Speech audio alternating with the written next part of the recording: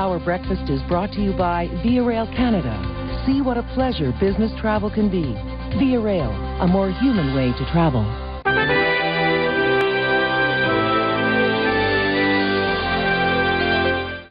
ATM machines are a common sight in gas stations and convenience stores, but my next guest says they've reached a saturation point in the U.S., and the new wave of one-stop banking offers a full range of financial services, not just cash withdrawals.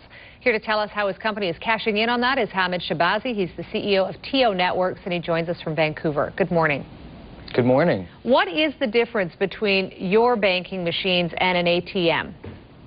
The main difference is that our financial services ATMs actually accept cash for various different services, primarily bill payment, so the ability to connect to a biller's server and update an account in real time, and other types of prepaid products and services, mainly for the underbanked community.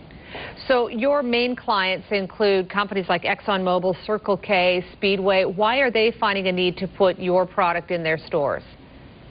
Well, the convenience petroleum industry is really looking for ways to continue to bring people into the convenience store. Convenience retail is a huge business, $280 billion a year, 140,000 convenience stores in the United States, and they're experiencing a lot of competition from dollar stores, from grocery vertical, and they're really trying to react. They're trying to create a destination point. Why would one go into a convenience store? Today, that is really dominated by, the coffee, cigarette, sort of, Cokes and smokes category, but they're trying to kind of take it to the next level and offer up services. So are you trying to compete against the banks then and their ATM machines? We really call it a non-bank financial services network. These are people that, for whatever reason, have chosen to be unbanked.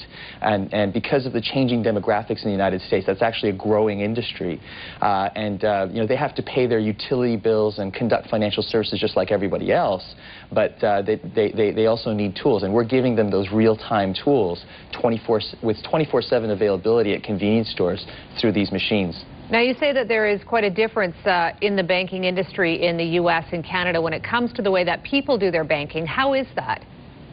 Well, it's obviously a lot more fragmented business, but depending on what kind of bank that you're with, you could have one of the main problems is the lack of liquidity. So there's a lot of holds on bank accounts. So if you're if you're kind of a fiscally challenged person and you're getting a paycheck and your family has to eat that night, chances are you're not going to deposit that check into your bank account.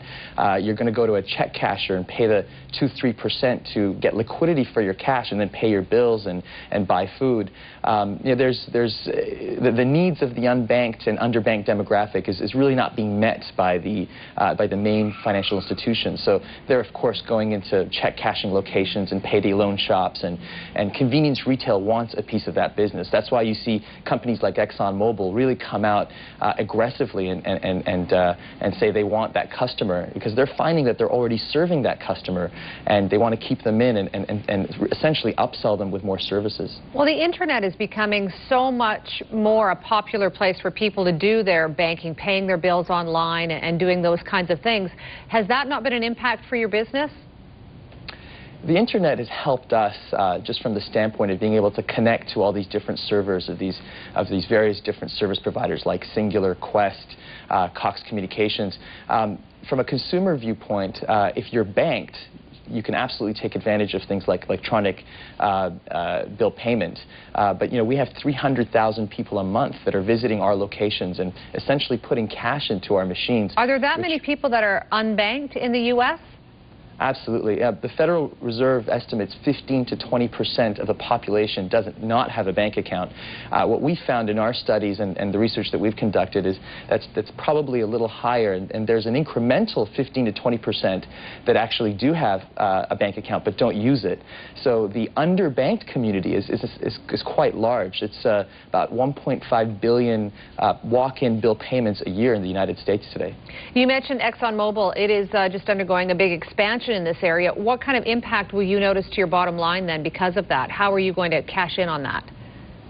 Well, ExxonMobil has publicly announced that they're going to make TIO available in all of their corporate-owned locations, of which there's about 900, and their franchise locations, which is another 400. And we think that's going to help us quite a bit. It's factored into the various different analysts that are covering our story and the target stock price that they've put forth, and we think earnings are definitely going to be bolstered by this.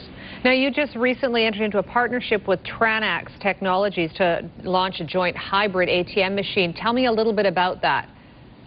Well, it's per your beginning note, what you were saying, that there's saturation in the United States with the ATMs. We certainly see and feel that. There's just under 400,000 ATMs in the United States, and ATM operators are finding it harder and harder to make the same money that they used to.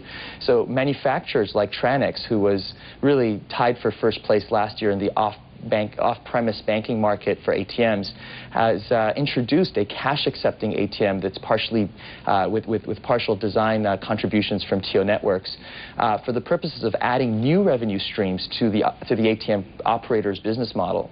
So now, instead of just dispensing cash, you can actually add revenue streams pertaining to cash acceptance. So bill payment revenues, prepaid and products and services, long distance, all types of different business streams, revenue streams are really cultivated by cash acceptance. Now, just last week or a little over a week ago, you changed your company name. Why is that? Well, we found that the old company name InfoTouch Technologies was very synonymous with our legacy business, which was essentially delivering these services through kiosks. What we're finding now, of course, is that as a high-value processor that has this connectivity to, a myriad of large service providers, like, again, Singular, Cox, Cricket Communications, we can unlock the value of that processing capability in various different ways. So, we can distribute through hybrid ATMs, like that Tranax announcement. We're providing a clerk-assisted model. We're finding that there's various ways of unlocking the value of our business, and TIO is our way of saying, hey, we're more of a processor. We're more of that Swiss Army knife of functionality with various expressions of distribution to get the product and services and processing out. Well, I appreciate your time today. Thanks for joining us. Thank you. Our guest is Shahbazi. He's the chairman and CEO of TIO Networks, and that is today's Power Breakfast. Via Rail